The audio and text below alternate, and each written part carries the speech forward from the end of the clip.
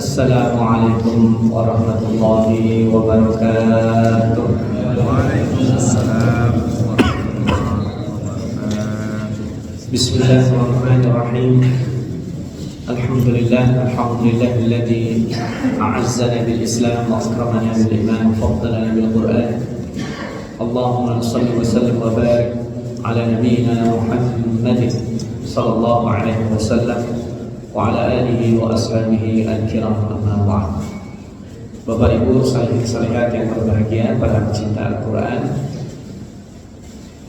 yang mudah-mudahan dengan kegiatan halaqah kita seperti ini kita dijadikan termasuk ahli Al-Quran, hari ini menjadikan saksi baik di hadapan Allah Subhanahu wa taala. Amin Allahumma. Bapak Ibu hadirin sekalian, alhamdulillah di halaqah ke-440 kita akan memulai dengan surat baru, yaitu surat Yasin. Setelah pada halaqah sebelumnya kita menyelesaikan surat Fatir, insyaallah kita akan menadaburi, membaca bersama 12 ayat awal dari surat Yasin pagi ini. Bapak Ibu hadirin sekalian, surat Yasin tentu menjadi salah satu surat yang tidak asing bagi kita, karena sebagian umat Islam khususnya yang ada di Indonesia sering sekali berinteraksi dengan surat Yasin, dan surat yang istimewa karena termasuk salah satu surat yang cukup panjang yang dihafalnya secara tidak sengaja. Jadi surat Yasin ini rata-rata umat Islam Indonesia menghafal surat Yasin nggak sengaja, jadi sering diulang-ulang, dan banyak fadail yang keutamaan dari surat Yasin yang disebutkan di dalam buku-buku Fadailus Suwar. Tentu kita tidak mengkaji pagi ini sebagian dari fadilah atau keutamaan tersebut, ada yang hasan, ada yang sahih, dan tidak sedikit juga yang dhaif. Yasin menjadi surat yang dijuluki dengan Rusul Quran, yaitu pengantin Al-Quran, karena surat yang bernuansa makiyah, pesan-pesan akidah, tetapi disampaikan dengan penuturan yang sangat lancar dan indah. Karena itulah di dalamnya terdapat banyak hal yang nanti kita bisa pelajari. Ini yang pertama. Yang kedua, surat Yasin ini termasuk juga satu di antara surat yang dimulai dengan al-huruf al-muqatta'ah, ya. Al-huruf al-muqatta'ah adalah huruf yang dibaca, dieja apa adanya. Itu Yasin tidak bisa dibaca yes, tidak bisa juga. Dibaca yasa juga tidak bisa. Dibaca harokat seperti biasa kita baca huruf juga tidak bisa. Tapi dia dibaca huruf ya dan huruf sin. Hanya bedanya biasa di sini ini juga simai. Kenapa ya tidak dibaca ya? Ini karena kan memang di harakati dua. Jadi ya di sini dibaca ya, si, seperti to, ha, gitu ya. Ada yang satu huruf seperti nun, shad, qaf, dan ada yang 3 huruf alif lam mim, alif lam ra. Ada yang 4 huruf alif lam mim shad, dan ada yang 5 huruf kaf ha ya ain shad. Ini sudah kita bahas, nanti silakan Bapak dan Ibu yang berkenan bisa merujuk dalam bahasan al-huruf al-muqatta'ah, yaitu huruf yang menjadi rahasia dan sekaligus mukjizat Al-Quran, merupakan simbol yang tidak terpecahkan, tetapi di dalamnya mengandung makna yang sangat luar biasa. Nah, yang menarik adalah Bapak dan Ibu hadirin sekalian, setelah surat-surat yang dimulai dengan huruf-huruf seperti ini, itu hampir semuanya berbicara tentang kitab suci Al-Quran. Jadi alif lam mim dzalikal kitabul la raiba fihi, ya kan? Ta sin mim tilka ayatul kitabil mubin. Ya. Ini sekarang Yasin langsung nih, nanti wal Qur'anil hakim. Baik, kita akan baca sambil kita tadabburi ya. A'udzu billahi minasyaitonir rajim. Yasin wal Qur'anil hakim innaka laminal mursalin. Yasin, demi Al-Quran yang penuh hikmah, sungguh engkau Muhammad adalah salah seorang dari rasul-rasul. ala siratim mustaqim, yang berada di atas jalan yang lurus. Ini surat Yasin menarik ya, menjadi surat Makkiyah yang penggalan ayatnya itu menarik. Ada yang sangat pendek, Yasin 1 ayat ya, nanti kemudian menjadi 2 suku kata, wal Qur'anil Hakim. Lalu ayat-ayat ini semakin memanjang, terutama di awal-awal yang mengaitkan unsur besar. Pertama, setelah Yasin tidak ada yang tahu artinya kecuali Allah. Para ulama, jumhur ulama mengatakan lebih baik kita memasrahkan ayat-ayat seperti ini atau huruf-huruf seperti ini artinya kepada Allah. Hanya saja fungsi dari salah satu fungsi dari huruf muqatta'ah adalah litanbih. Jadi supaya kita aware, supaya kita ini ada pesan penting setelahnya. Wal Qur'anil Hakim, Allah bersumpah demi Al-Qur'an. Dan nanti setelah sumpah Al-Qur'an itu mengantarkan, jadi ibaratnya begini, kalau berbicara tentang huruf muqatta'ah dan setelahnya bersumpah, itu berarti ada yang sangat penting disampaikan. Jadi kalau di ayat lain ya, alif lam mim dzalikal kitab la raiba fi, itu pernyataan. Ya. Tapi setelah Yasin bukan pernyataan tapi sumpah. Yasin demi Al-Qur'an. Ya. Maka ayat ketiga itu menjadi penting. Apa bunyi ayat ketiga? Innaka laminal mursalin, sesungguhnya engkau, la di sini menjadi takkid. Jadi ini 3 ayat pertama kalau bagi yang memahami bahasa Arab itu dahsyat sekali. Jadi Yasin, Al-Quran digunakan sumpah, terus berbicara tentang Nabi Muhammad. Siapa Nabi Muhammad? Minal mursalin, termasuk Rasul-Rasul yang diutus oleh Allah, dan ala siratil mustaqim.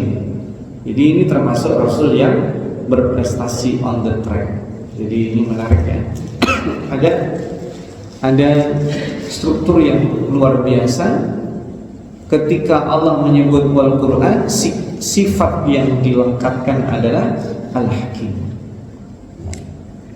Ini kalau kita membaca tulisan tafsir-tafsir klasik ya, makna Al-Hakim, Imam Fakhrur Razi dalam Mafatihul Ghaibnya, Al-Imam Al-Alusi menyebut Al-Hakim, penuh dengan hikmah.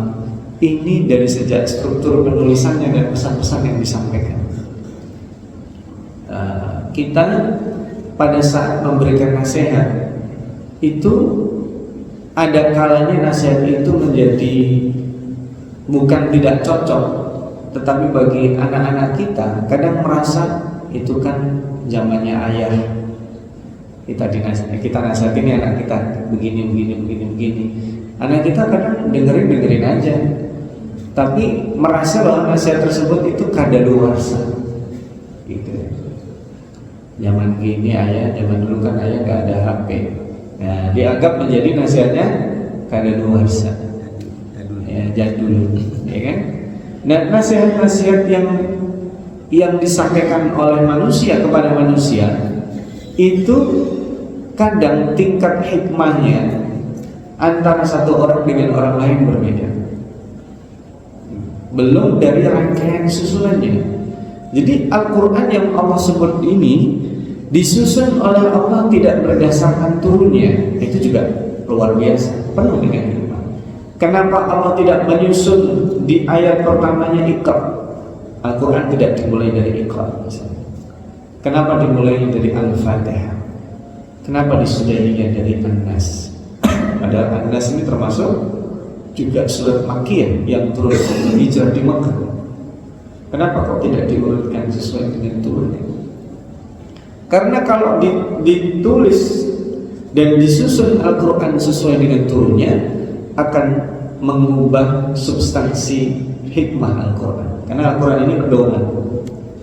Kalau disusun sesuai dengan turunnya, maka dia bisa jadi menjadi buku peristiwa atau sejarah, jadi kumpulan dari peristiwa-peristiwa. Nah, menariknya Bapak dan Ibu, Al-Hakim ini wabil khusus yang akan kita baca nanti, kisahnya dahsyat luar biasa. Nanti membicarakan tentang penduduk surga, membicarakan tentang Rasul yang tidak mempunyai pengikut. Karena satu kaum yang disebut Ashabul Qaryah, nanti kita akan bicara di mana Ashabul Qaryah. Dikasih satu Rasul gak mempan, dikirim Allah 2 Rasul gak mempan, fa'azzazna bi thalithin, dikasih 3 Rasul gak mempan. Terus disupport dari dai min aqsal Madinah. Ibaratnya kalau aqsal Madinah itu di tepian kota, ya Depok, ya Bojong, Bogor, Bekasi gitu ya, yang mengelilingi Jakarta, dia orang ini ikut mensupport. Tapi apa yang terjadi ketika Rasul dan dai yang diutus oleh Allah ini semuanya dibunuh sama mereka. Dan itu nanti dikisahkan. Dai yang terbunuh ini menceritakan bagaimana nikmat yang diberikan Allah kepadanya. Jadi kita akan dibawa mengalir sekarang. Dan Bapak dan Ibu kalau mengetahui isi surat Yasin, subhanallah, surat Yasin ini indah sekali. Makanya disebut dengan Arusul Quran, pengantin Al-Quran. Karena pengantin itu apa? Orang kalau jadi pengantin senang atau susah? Yang susah orang lain. Dia kan pengantin itu melewati waktunya tidak terasa, indah sekali. Nanti luar biasa. Saya ketika memahami makna inna ashabal jannatil yawma fi syughulin fakihun, masya Allah, itu kesibukan penduduk surga adalah kesibukan yang menyenangkan. Di dunia ini tidak ada orang sibuk menyenangkan. Coba tanya orang sibuk, Pak sibuk ya? Ya sibuk. Senang nggak? Nggak ada senang.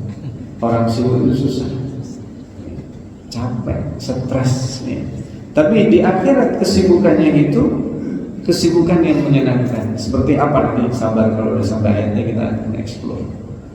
Jadi ini ayat-ayat yang sangat luar biasa yang kemudian dirangkai dalam sebuah surat ini, dan itu termasuk Al-Quran Al-Hakim. Dan Al-Quran itu disifatinya sangat jarang sekali dengan ini. Wal Qur'anil Hakim, jarang sekali. Al-Quran itu lebih sering disifati dengan Al-Karim. Kita kan juga sering lihat di dalam gambar dan apa-apa. Kalau Al-Quran itu sifatnya apa? Al-Karim, karena dia pedoman kemuliaan manusia. Kalau ingin mulia, pelajari Al-Quran. Tapi kali ini kalau kamu ingin bijak, baca Al-Quran. Karena Al-Quranul Hakim menuntun lisan kita untuk hikmah. Orang yang baca Quran kalau dia marah, malu dia bentak-bentak kasar, ya kan? Orang yang sering baca Quran sama dengan orang yang sering zikir. Dia marahnya itu adalah menjadi pengikat lisannya supaya tidak melontarkan kata-kata jorok, kata-kata kasar yang menyakiti, kata-kata yang merendahkan.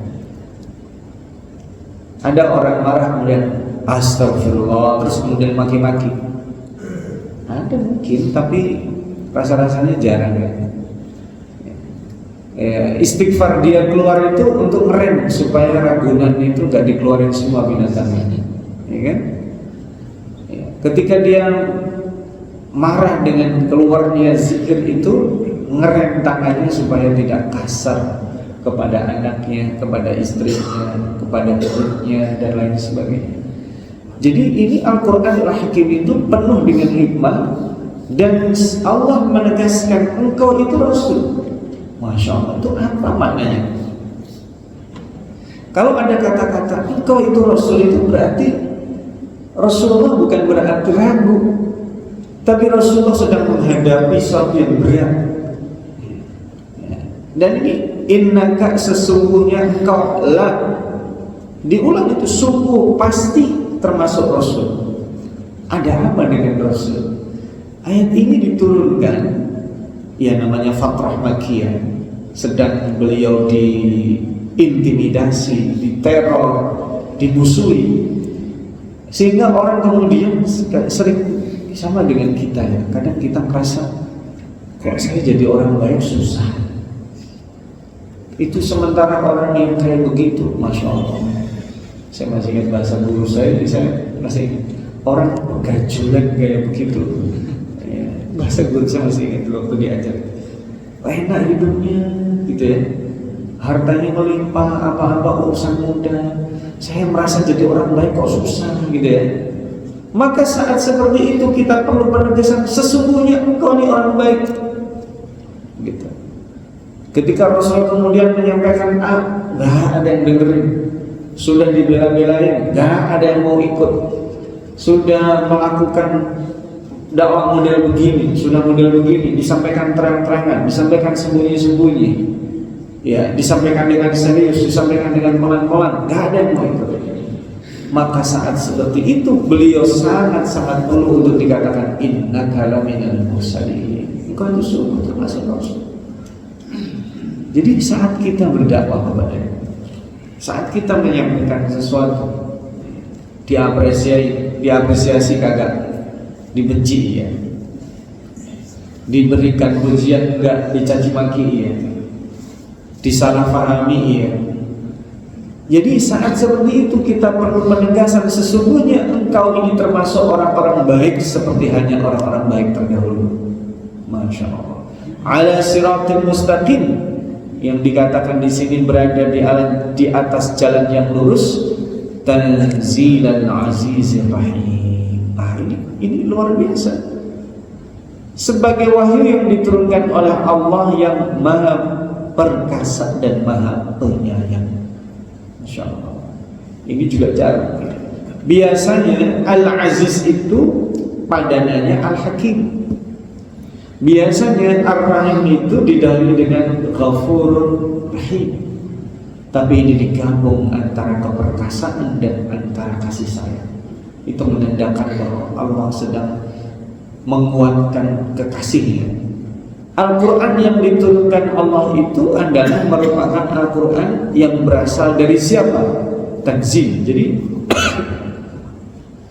ini ayat kelima ini kalau dalam struktur cara ngomong orang harusnya menjadi ayat ketiga. Yasin wal Qur'anil Hakim tanzilal azizir rahim. Ini menjadi sebagai diturunkan sebagai wahyu. Tapi ini membicarakan Al-Quran dan membicarakan selain Al-Quran yang terkait dengan Nabi, karena nanti tidak semua wahyu itu adalah Al-Quran. Nah, Al-Quran adalah wahyu yang paling menonjol yang diturunkan Nabi. Dikatakan tanzilal azizir rahim, merupakan wahyu yang diturunkan dari Zat yang maha perkasa, yang akan sanggup melindungimu, yang akan sanggup melakukan apa saja kepada orang-orang yang menyakitimu, dan Ar-Rahim yang menyayangimu, termasuk memaafkan kesalahan jika ada. Nah, ini juga luar biasa. Nah, baru kemudian dikasih tugas dari Rasul apa? Litundira qauman ma undira aba'uhum fahum ghafilun, agar engkau memberi peringatan kepada suatu kaum yang nenek moyangnya belum pernah diberi peringatan, karena itu mereka lalai. Jadi ini juga bagian yang sangat luar biasa dari khitab. Saat orang itu diberi tugas, itu diingatkan. Jadi kita kalau mengasih tugas anak kita itu diingatkan, nak, kamu masih muda, badanmu masih tegak, ya kan? Diberikan optimisme, kesanggupan dalam memikul banyak beban. Jadi setelah disebutkan pertama sebagai Rasul, dibekali wahyu, dikasih tugas. Tugasnya apa? Untuk mengingatkan satu kaum yang tidak pernah ada pengingat sebelumnya. Jadi engkau ini istimewa memegang tugas ini. Laqad haqqal qawlu 'ala aktsarihim fahum la yu'minun. Sungguh pasti berlaku perkataan hukuman terhadap kebanyakan mereka karena mereka tidak beriman. Nah ini ayat ini digunakan untuk menyampaikan fakta bahwa dulu sebelum Nabi Muhammad pun para rasul didustakan. Jadi Bapak, ini paradoks kehidupan. Kalau hari ini kita melihat orang jujur kok tidak dapat tempatnya. Orang-orang yang punya dedikasi kok tidak mendapat tempatnya. Justru yang ada di ruang-ruang publik mungkin kita merasa kok adalah orang yang kompetensinya pas-pasan, mungkin bagus, buruk. Nah ini kalau kita merasakan seperti itu fakta yang bukan satu-satunya fakta. Sebelumnya sudah terjadi bahwa orang-orang yang akan ada di ruang publik adalah orang-orang yang memanfaatkan untuk kepentingannya. Kita akan melihat. Coba lihat apa yang dialami kaum Samud. Siapa yang ada di ruang-ruang publik adalah tis'atul rahtin, adalah 9 orang kaya yang mengendalikan kota atau dikenal dengan Ashabul Hijr al-Hijr, sehingga mereka bisa berbuat apa saja. Yang lain tahu ini orang brengsek nih, tapi nggak bisa melawan. Yang lain tahu kalau saya nggak dekat mereka saya nggak akan kaya. Sehingga orang-orang seperti ini akan mendapatkan hukuman dari Allah Subhanahu wa taala sebagai akibatnya, dan terulang terus.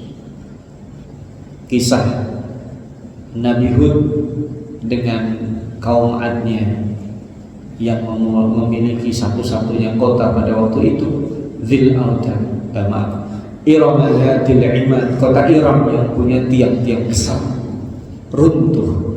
Lalu keturunan mereka menjadi lebih kuat lagi, membangun rumah-rumah bebatuan di gunung-gunung besar, memahat batu-batu di gunung, runtuh. Kemudian ada kaum datang setelahnya terus, sampai datangnya Nabi Muhammad SAW. Kisah-kisah seperti itu akan terulang dan terjadi lagi. Inna ja'alna fi a'naqihim aghlalan fahiya ilal adqani fahum muqmahun. Sungguh kami telah memasang belenggu di leher mereka, lalu tangan mereka diangkat ke dagu, karena itu mereka tertengadah. Nah ini memberikan peringatan. Coba Bapak praktekkan ya. Di leher mereka itu dikasih belenggu, lalu kemudian tangan mereka itu diangkat di dagu. Jadi ada belenggu itu tidak hanya rantai. Bapak kalau tahu penyangga leher ya, tapi itu kan untuk orang sakit. Maaf ya. Ini penyangga leher yang dari besi, digunakan untuk orang yang dihukum. Jadi dipasung ya. Iya, dipasung gitu ya. Itu Allah menjadikan aghlal begini ya. Kemudian tangan mereka itu di dagu ini, memegangi dagu. Mereka tertengadah sehingga mereka tidak bisa nunduk. Nah, kita lanjutkan lagi ya. وَجَعَلْنَا مِنْ بَيْنِ أَيْدِيهِمْ سَدًّا وَمِنْ خَلْفِهِمْ سَدًّا فَأَغْشَيْنَاهُمْ فَهُمْ لَا يُبْصِرُونَ. Dan kami jadikan di hadapan mereka sekat dinding, dan di belakang mereka sekat dinding. Kami tutup mata mereka sehingga mereka tidak dapat melihat. Nah ini gambaran orang yang tidak bisa noleh, tidak bisa berbuat apa-apa. Di depannya gelap, kanan kirinya gelap, belakangnya gelap. Itu gambaran orang-orang yang angkuh dan sombong. Kalau ada orang sombong dinasihati, kira-kira apa? Orang sombong dinasihati bisa nggak? Nggak bisa. Orang sombong itu harus disombongin. Ayo. Kalau ada orang sombong, diingetin nggak mempan, disombongin orang kayak begitu. Maksudnya kita lompati lebih tinggi lagi. Makanya kalau melihat ada orang yang angkuh, sombong, menindas, kita tawadhu, habis kita. Kita harus lompati lagi. Gitu. Ibaratnya dia ngeluarin satu jurus, mengeluarkan jurus yang tidak perlu di tempat yang tidak seharusnya dia pamerin, udah diingetin nggak mau, kita yang harus keluar yang jagoan. Keluarin kita 1,5 aja, nggak usah 2 ya, di atasnya. Nggak mempan juga. Karena tabiat orang sombong itu apa digambarkan tadi? Ada aglan, ya, tangan mereka di dagu. Makanya sebenarnya kalau orang memegang dagu itu juga ekspresi tidak bagus ya. Ya. Dia apa namanya? Menengadahkan wajah, nggak menunduk. Depannya sekat, kanan kirinya sekat, belakang sekat, nggak bisa melihat. Kalau bahasa pemikiran hari ini, pakai kacamata kuda. Kacamata kuda itu begini, nggak terlihat kanan kiri. Nah, orang-orang seperti ini adalah orang-orang yang tidak mau menerima nasihat. Padahal tadi disebut Al-Quranul Hakim. Sudah begitu yang membawanya adalah bukan sembarang orang. Innaka laminal mursalin ala siratul mustaqim. Itu Rasul adalah orang terbaik yang mereka kenal sejak kecil. Masya Allah, subhanallah. Wasawa'un alaihim a'andartahum am lam tundirhum la yu'minun. Ya. Dan sama saja bagi mereka, apakah engkau beri peringatan kepada mereka atau tidak. Memberi peringatan kepada mereka, mereka tidak akan beriman. Kenapa? Kacamatanya kuda. Kasih nasihat nggak mempan. Nah ini subhanallah. Ini sama dengan ungkapan ayat ke-6 surat Al-Baqarah. Ya, kalau kita ketika membaca Al-Quran itu hudan lil muttaqin, ya. Kemudian mereka adalah orang-orang berhukum. Innal ladzina kafaru sawa'un 'alaihim a'anzartahum am lam tundirhum la yu'minun. Ini juga sama. Wa sawa'un 'alaihim a'anzartahum am lam tundirhum la yu'minun. Kenapa Allah mengatakan sawa'un 'alaihim bukan sawa'un 'alaika? Sama buat mereka tapi buat engkau tidak sama. Jadi gini Pak, itulah mendakwahi orang-orang jahat itu juga tetap wajib hukumnya. Tapi mohon maaf kalau mau jujur ya, kebanyakan dari kita itu main aman Pak. Saya mayoritas hidup saya itu kalau disebut mendakwahi, yang didakwahi orang yang udah baik Pak. Seperti sekarang nih. Di mana saya dakwahnya? Di masjid ya, ulama udah baik semua. Jadi mendakwahi atau menyampaikan nilai-nilai kemuliaan di tengah orang-orang baik itu bagus. Tapi begini, kalau kamu berdakwah itu bukan hanya ceramah ya, menyampaikan kebaikan, bersikap jujur di tengah orang-orang tidak jujur. Nah itu sawa'un 'alaihim, sama mereka nggak berubah tapi nggak sama buat kamu. Ini tantangan ya kalau kita berada di lingkungan yang baik. Itu pengennya lama-lama. Coba kita nih punya teman yang bagus, pasti pengen di situ betah. Kita duduk sama ulama, pengennya betah. Kita di rumah, ya kadang kalau kan enaknya di rumah, nyaman. Tapi kan nggak begitu hidup kita itu. Segera keluar, sampaikan. Kalau di dalam rumah kita bisa nikmati bacaan Al-Quran, kita bisa lihat anak-anak tumbuh sehat, baik, mengenal Allah, mengenal Rasul. Keluar, di sana banyak anak-anak yang nggak kayak begitu. Yang kalau ini kan hari Jumat ya, saya kalau ngisi kajian di hari Sabtu ya, atau hari Ahad, kita keluar kemana mereka masih berkeliaran, baru pulang jam segitu.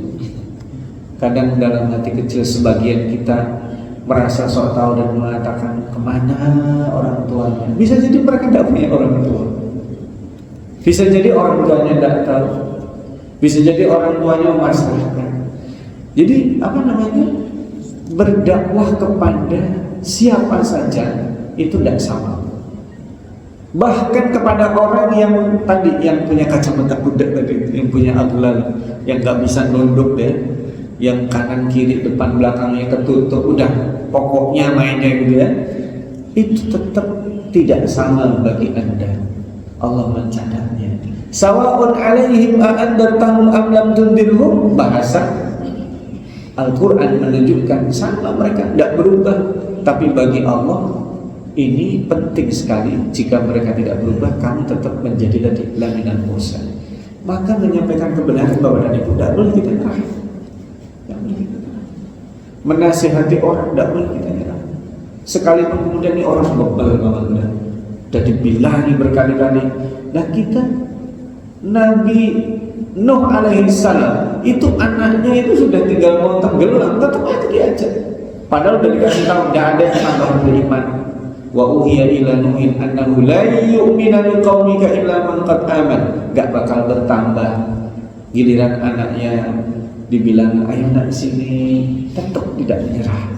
Karena tugas Rasul dan kemudian kita para dai setelahnya itu mengajak orang tidak bosan-bosan. Gak ada istilah dai ngambek. Gak ada istilah DKM ngambek karena jemaahnya susah diatur. Gak ada istilah orang tua ngambek karena anaknya susah diatur. Itu kan ungkapan ngambek itu sebenarnya paradoks dengan apa yang dirasakan. Kalau kamu tidak mau dengar kata ayah, jangan panggil ayah. Nah, terus dipanggil apa? Sering dengar kan? Jangan panggil ayah, jangan masuk rumah sini lagi. Ya. Padahal itu ungkapan pahit yang sebenarnya dia tidak menginginkan itu. Jadi ini luar biasa. Kamu udah status Rasul, jadi mau gak mau sampaikan.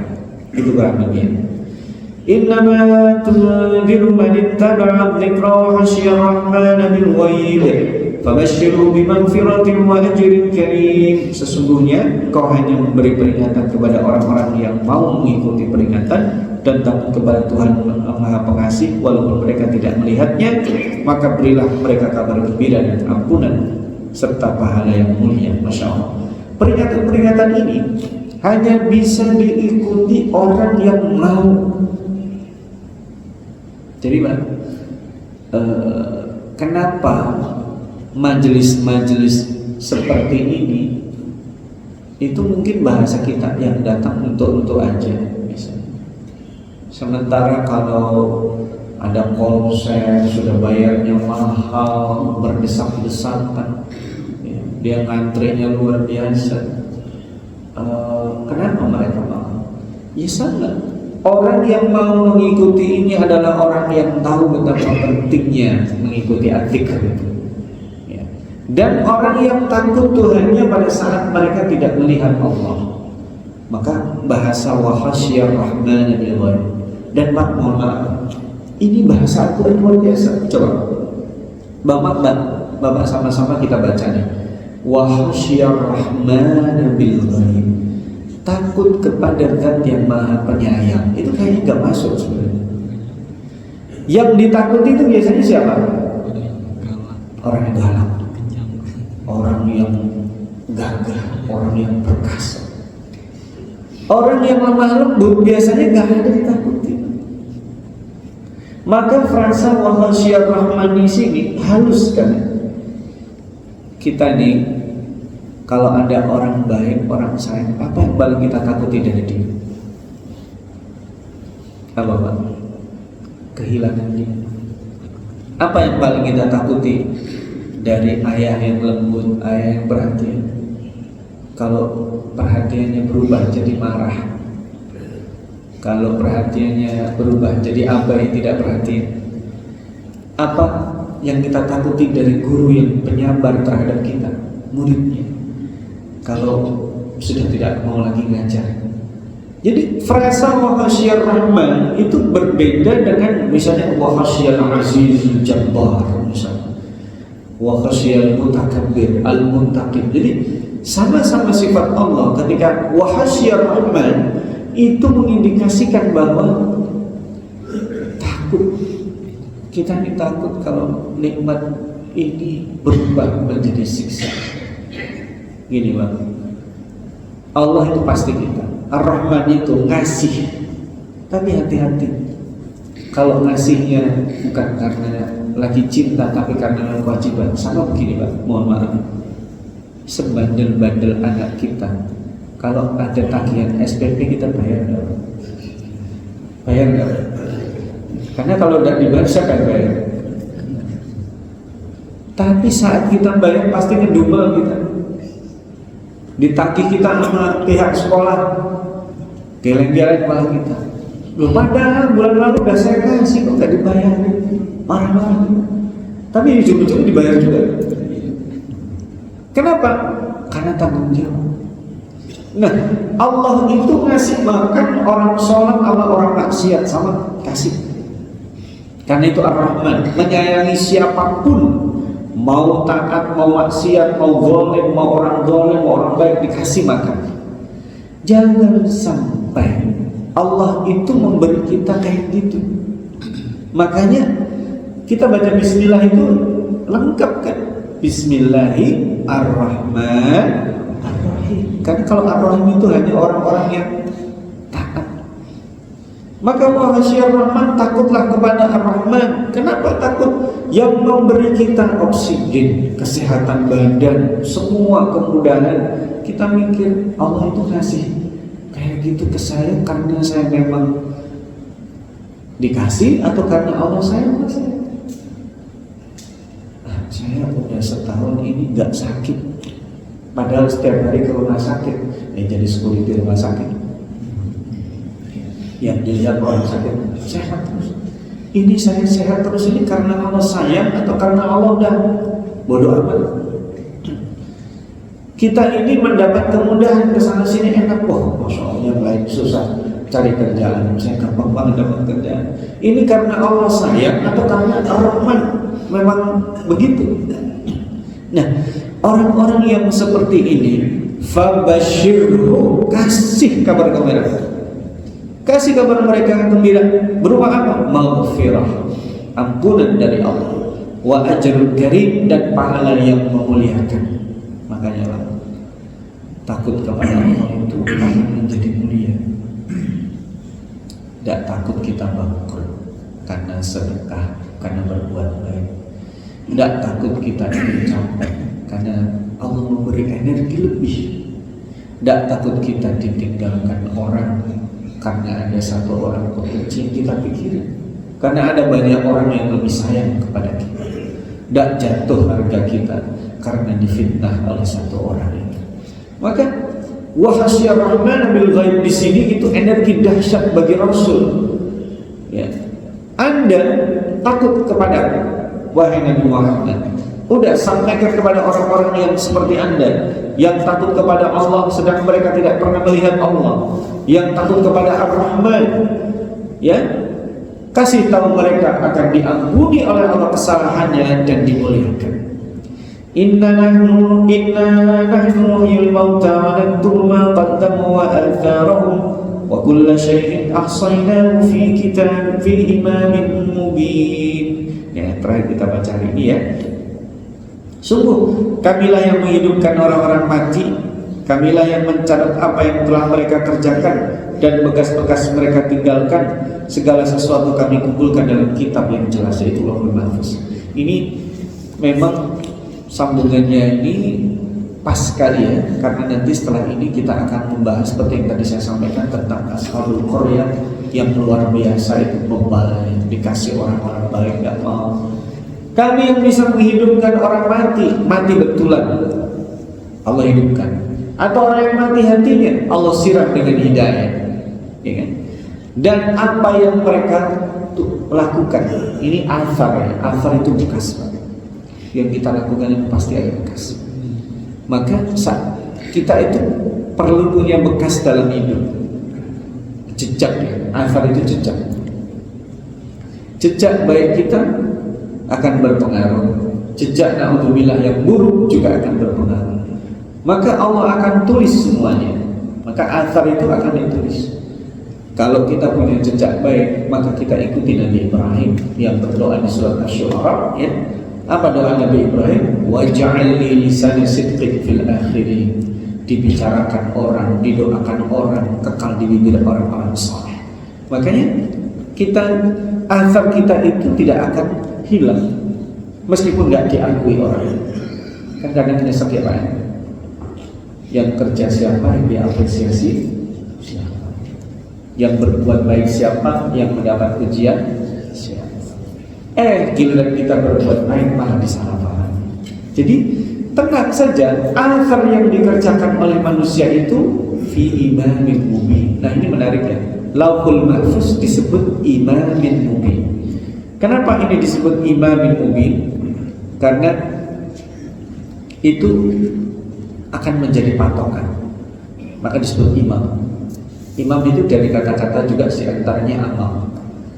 Imam itu harus di depan, meskipun di belakangnya jenderal, presiden atau raja. Kalau sholat yang paling depan siapa? Dia harus di depan. Nggak boleh maju dan jangan kurang ajar di belakang presiden. Ya tidak bisa imam di depan. Kalaupun imam tidak depan itu karena darurat. Ada imam tidak di depan? Ada, imam Masjidil Haram.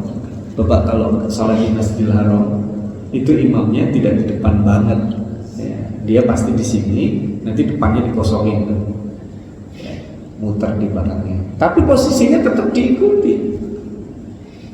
Kalau ingin lebih di depan dari imam apa? Masuk keranda Pak, insya Allah berada di depan imam. Berani nggak? Kalau ingin lebih depan dari imam berani nggak? Masuk keranda Pak, ya dijamin itu di depan imam. Tapi itu horor gitu.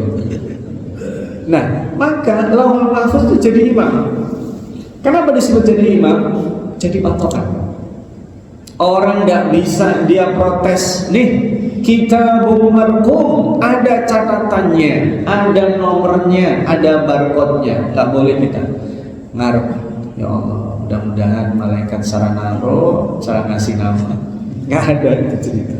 Kitabul Marqum, catatan kita udah jelas ketika ditutup bukunya meninggal kita. Kalau yang baik ditaruh iliyin, Kitabul Abrar iliyin.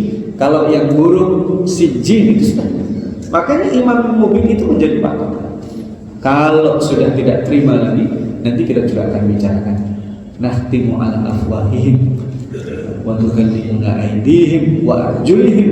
Kaki tangan mereka akan bicara. Nah, kita sampai di sini, nanti insya Allah kita akan sambung cerita tentang Ashabul Qaryah. Insya Allah kita akan bahas pada pertemuan yang akan datang. Kita doa mudah-mudahan kita menjadi orang-orang yang disebut di ayat 11, orang-orang yang bisa menerima peringatan, orang-orang yang senantiasa takut kepada Ar-Rahman, sehingga Al-Quran ini akan berbekas kepada kita.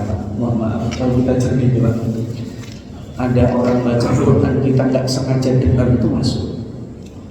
Kalau hati kita jernih, kita buka ayat Al-Quran lagi kebuka padahal nggak niat baca di situ, Masya Allah.